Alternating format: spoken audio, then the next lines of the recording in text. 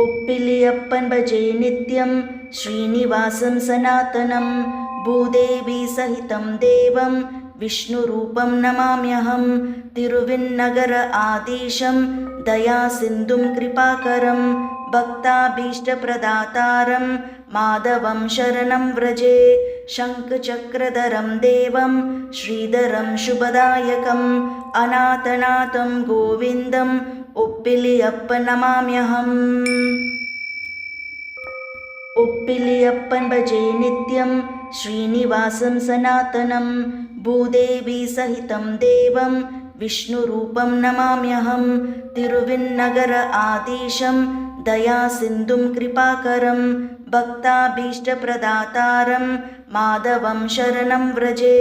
शङ्खचक्रधरं देवं श्रीधरं शुभदायकम् अनाथनाथं गोविन्दम् उप्पिलियप्पन् नमाम्यहम्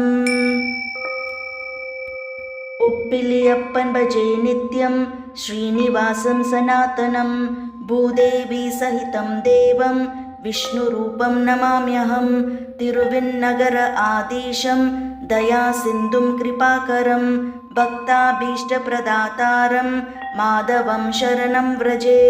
शङ्खचक्रधरं देवं श्रीधरं शुभदायकम् अनाथनाथं गोविन्दम् उप्पिलियप्पन् नमाम्यहम्।